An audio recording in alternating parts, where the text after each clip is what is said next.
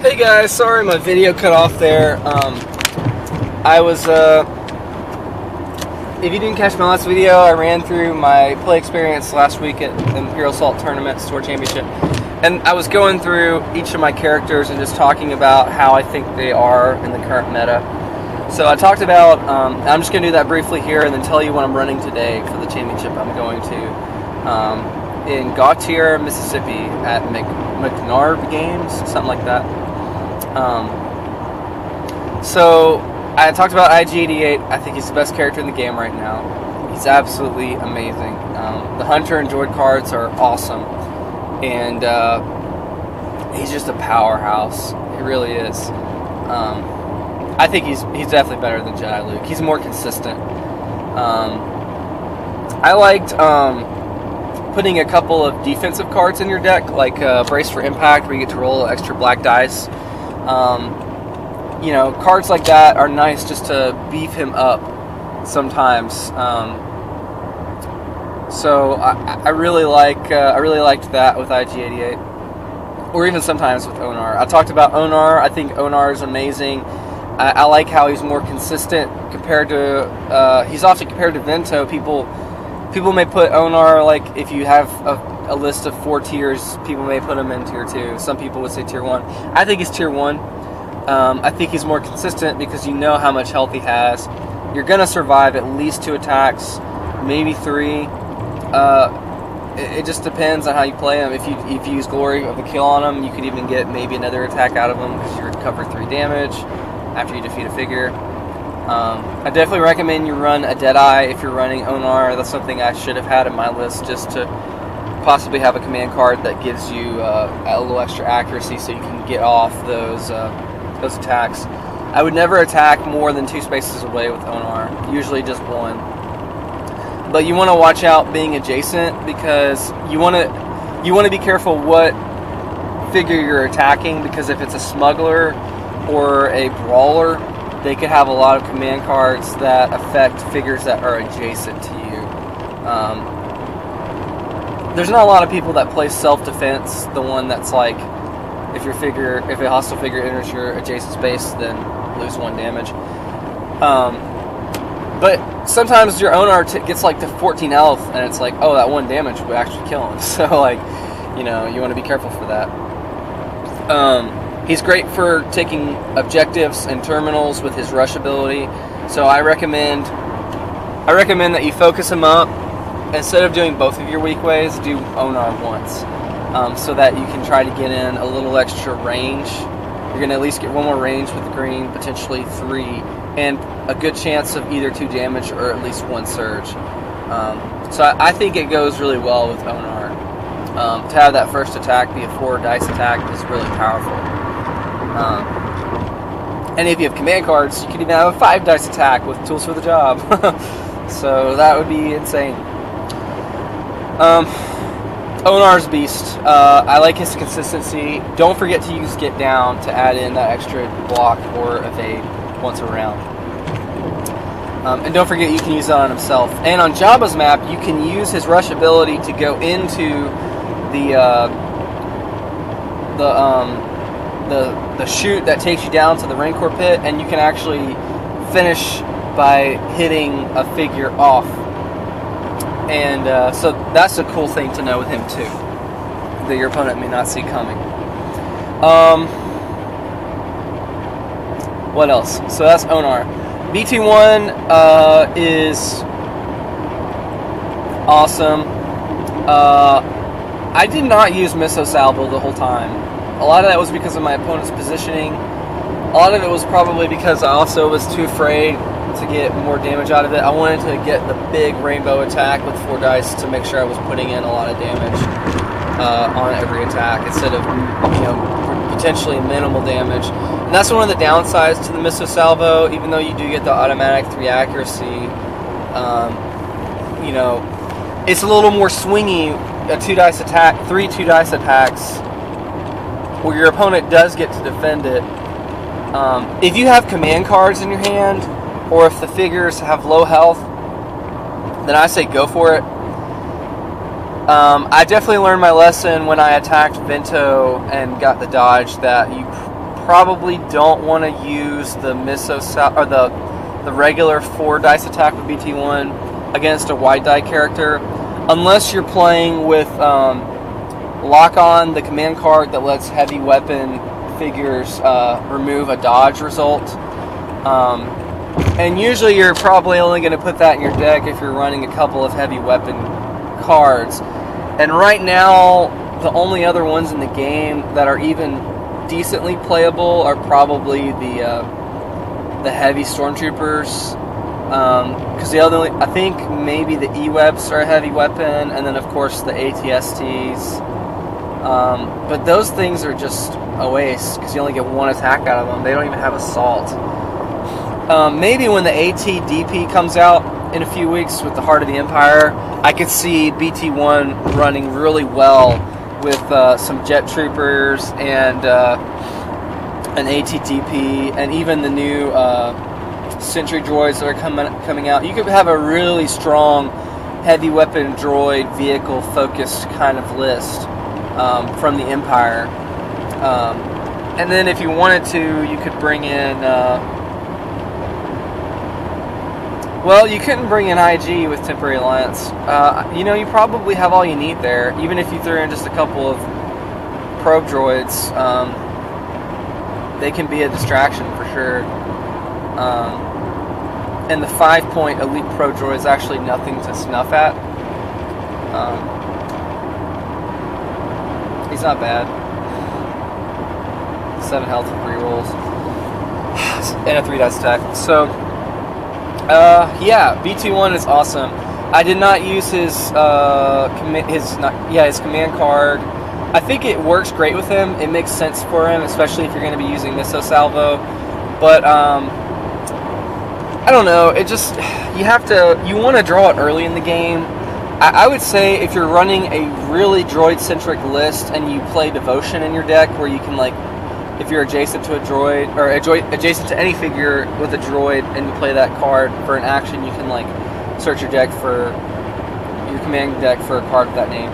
If you're playing multiple droids that have really powerful command cards, I can see you throwing in BT1s and then having Devotion so that you can get it out. So that there's a good chance to get it out round 1, along with stuff like Planning or Rule by Fear. So I can see that list very soon being very viable. And making his command card a little more consistent and useful. As I was saying, I do wish I'd run Deadeye, because there was a few times BT1 doesn't have guaranteed accuracy. He doesn't have any built-in. So that can be his struggle, is you're only guaranteed 3 accuracy with his Rainbow 4 dice attack. And he's got 3 accuracy built in with the Misso Salvo, which is actually a little better, because if you're rolling the blue dice and then you're rolling the green dice, you're gonna get range, guaranteed 5 with that blue and guaranteed 4 with the green. So yeah, but he's amazing. I like BT1 a lot. I think he died half of my games. And he's, your opponent kind of has to decide. That was one of the good things about my list. They kind of have to decide, okay, there's 3 heavy hitters coming at me hard. They all have access to Hunter cards. 2 of them have access to Droid cards. Who am I going to go at first? And, yeah, it really kind of forces them to focus fire, or else my guys just are going to tear them up. The one downside to BT is his 10 health is okay, but he can die early if you're going against those really strong characters with really good offense. So, yeah, you have to be careful how you play BT. The Weequays speak for themselves. They're amazing. One of the best groups in the game right now, just with the ability to it's not a complete focus, but giving yourself a surge with their surge abilities, I mean, that means you're guaranteeing yourself at least accuracy or a +2 damage, which is really powerful. Yeah, and they have great surge abilities, and the reroll is just so huge. There's nothing to not love about these guys. The only thing that's little fragile with him is the 6 health. To the big figures like IG or BT1, they can go down one hit without any command cards. So you need to be careful how you play them and not overreach them like I did. You want to be jumping out with them, doing an attack, and then hiding back in cover, because you want to make your opponent waste movement to get to them or to get in line of sight. You don't want his IG-88 to just be able to just kind of sit there and assault 2 figures without having to like spend movement to do it, so that he can only pull off 1 attack. So Weequays are great. Jawa is a nice little distraction. He actually has a sneaky little attack. It was funny, like depending on the map, like the second round, I would use Gideon or 3PO to like focus up a Jawa sometimes, and then he actually has a nice little attack that kind of surprises your opponent. He's got some really cool surges, and he's got even got the surge to like to gamble for victory points by rolling the green die. So, and he's got access to the smuggler command cards, so he can use tools for the job if you're playing a hunter-centered list. So, I love him.